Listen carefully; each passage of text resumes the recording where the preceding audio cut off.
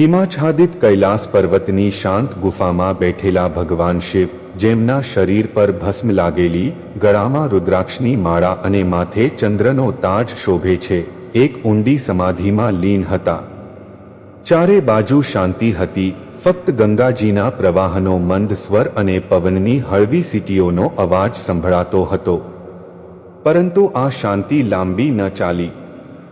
દૂર એક નાનકડા ગામમાં, જ્યાં લોકો ભગવાન શિવના પરમ ભક્ત હતા, એક અજાણી આફત આવી. ગામની નજીકના જંગલમાંથી રાતોરાત એક રાક્ષસ પ્રગટ્યો.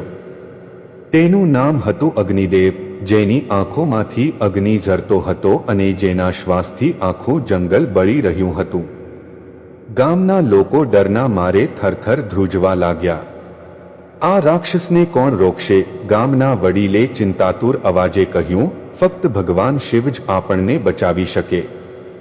ગામની એક નાની બાળકી નામે સુરમા શિવની પરમ ભક્ત હતી. તે દરરોજ સવારે શિવલિંગ પર બીલીપત્ર ચઢાવવા જતી.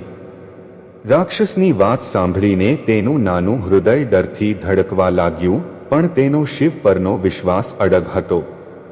તેણે નક્કી કર્યું કે તે શિવને પોકારશે. રાતના નીરવ અંધકારમાં સુરમા શિવ મંદિરમાં પહોંચી. તેણે હાથ જોડીને આંખોમાં આંસુ સાથે કહ્યું, હે ભોળાનાથ, તું સૌનો રક્ષક છે. અમારા ગામને આ આફતથી બચા. હું જાણું છું તું મને સાંભળે છે. અચાનક મંદિરનું શિવલિંગ ઝળહળી ઉઠ્યું. એક દિવ્ય પ્રકાશ ફેલાયો અને તેમાંથી ભગવાન શિવનું રૌદ્ર સ્વરૂપ પ્રગટ્યું.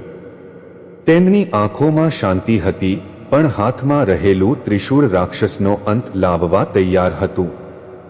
શિવે સુરમા સામે જોઈને કહ્યું, હે બાળકી, તારો વિશ્વાસ મને કૈલાસથી અહીં લઈ આવ્યો.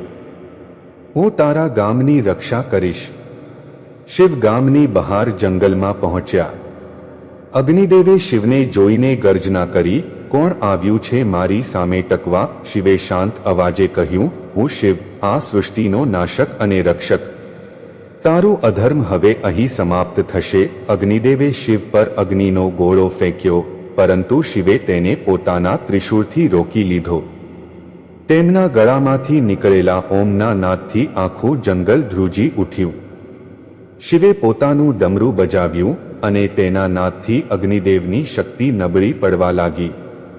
છેવટે શિવે તેમનું ત્રિશૂળ ઊંચું કર્યું અને એક જ વારમાં અગ્નિદેવનો અંત આણ્યો.